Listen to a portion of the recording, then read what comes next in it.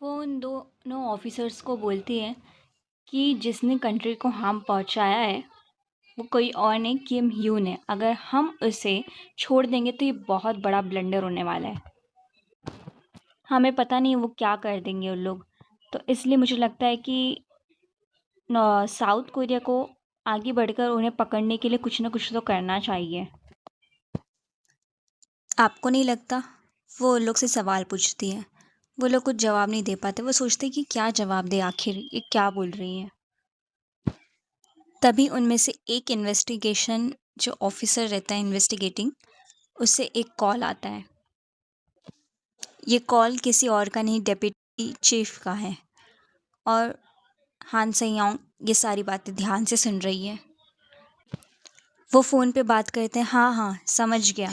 तो ठीक है, अब देखते क्या बात हुई है।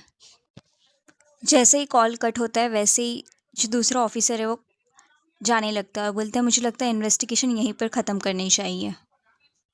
और वो उसे बोलकर जाता है कि जो तुमने किया है, जो तुम यहाँ से बाहर जाना चाहती थी, ये हम मामूली बात या छोटी बात समझकर छोड़ दे रहे हैं। कुछ सज़ा नहीं दे रहे, मगर 10 मिलियन वॉन तुम्हें सबमिट करने होंगे फ़ाइन के तौर पर। जब वो ये सब सुनती है तो वो सोचती है कि उसका प्लान तो बिल्कुल तबाही हो गया। तो वो चिल्लाकर बोलती है मैं बोल रही हूँ मेरा हस्बैंड जो है वो एक जासूस है। वो अपनी कुर्सी को पीछे ढकल कर खड़ी हो जाती है और बोलती है तुम्हें इन्वेस्टिगेशन आगे करनी चाहिए। लेकिन ऑफिसर उसकी बात नहीं सुनते और उसे थैंक यू बोलते कॉपरेशन के लिए और चले जाते हैं। आप उसका चेहरा देख सकते हो, पूरी तरह से गुस्से से लाल हो गई है। उसे समझ में नहीं आ रहा है क्या करे। वो बोल रही आप कहना क्या चाहते हो। यहाँ पर वो कुछ सोचती है और पूछती है क्या तुम लोगों को किम ह्यून पता है। वो दोनों ही ऑफिसर्स पूरी तरह से शॉक हो जाते हैं और बोलते क्या। वो मेज़ पर अपने हाथ पटक कर बोलती है क्यों, तुम्हें नहीं लगता तुम जानबूझकर कुछ छुपाने की कोशिश कर रहे हो। क्या ये सही है कि एक डिपार्टमेंट जो कि जासूसों को पकड़ता है वो इतना कामचोर हो, इतना मतलब कि लापरवाह हो। तभी फीमेल लीड की आंखें एक जगह पर जाती है और बोलती है यहाँ पर आ जाओ, नहीं तो मैं शीशा तोड़ दूंगी और ये जो तुम्हारा आँख मिचौलिया खेले से बंद कर दो। तो यहाँ पर हम देखते हैं एक पर्सन खड़ा हुआ है वहाँ पर। आगे पता चलेगा वो है कौन आखिर। पर सभी बातों को टालते हुए ऑफिसर्स बोलने लगते हैं हान सेयोंग तुम्हारा मजाक यहाँ पर ही बंद कर दो। वो बोलती है मजाक। वो ज़ोर से चिल्लाने लगती है मजाक वो है जो मजाक तुम मेरे साथ अभी कर रहे हो, मेरे साथ खेल रहे हो। वो मेज़ पे से सारे डॉक्यूमेंट हवा में उछाल देती है।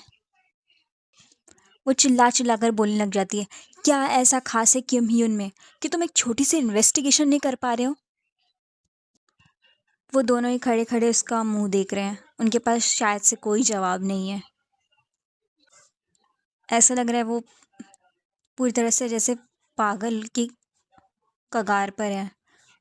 वो अपने सर पकड़ लेती है और बोलती है तुम लोग क्यों छुपा रहे हो मुझसे,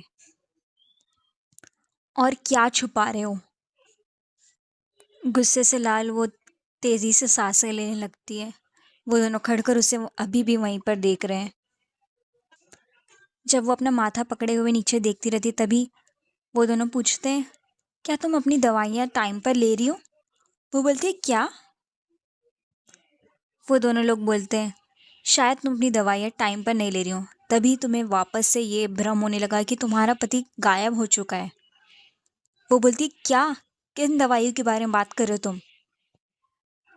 मैं बीमार नहीं हूँ, मुझे क्यों दवाइयों की ज़रूरत पड़ने लगी। वो दोनों ही बोलते हैं कि यहाँ पर आते हुए हमने तुम्हारे डॉक्टर से बात की।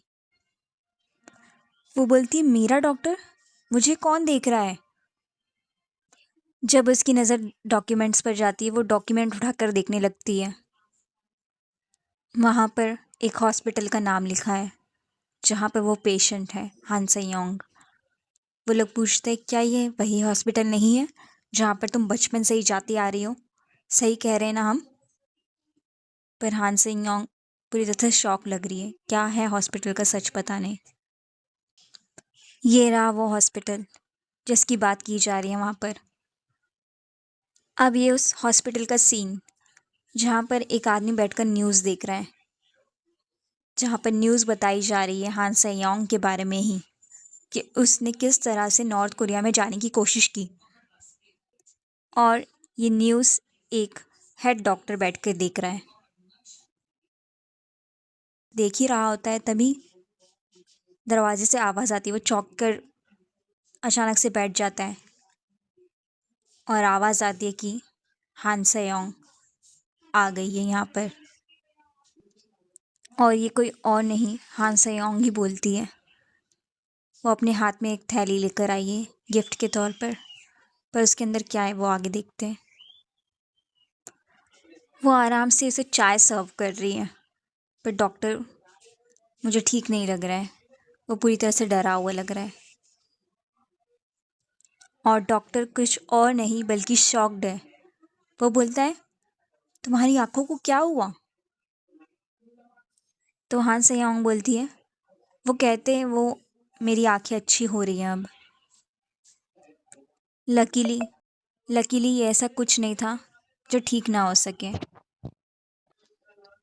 क्या आपको ये मजाक नहीं लगता? तो डॉक्टर बोलते हैं, हाँ, मुझे सुनकर खुशी हुई कि तुम्हारी आंखें ठीक हो गई हैं। वो बोलता है, तुम ठीक हो ना अपने हस्बैंड के साथ में? तो वो बोलती है, हाँ, मेरा पति वो भाग गया, पता है? हान से-योंग उसे बताती है। वो बोलती है कि मुझे जैसे मेरे टीचर ने कहा था कि अच्छे बनकर रहना, मैं वैसे ही रही। मैंने एक प्यारी सी सुंदर सी लड़की की तरह मैं उसके साथ में रही। मैंने अपनी क्यूट साइड भी दिखाई उसे। डॉक्टर पूरी तरह से डर गया ये सब बातें सुनकर।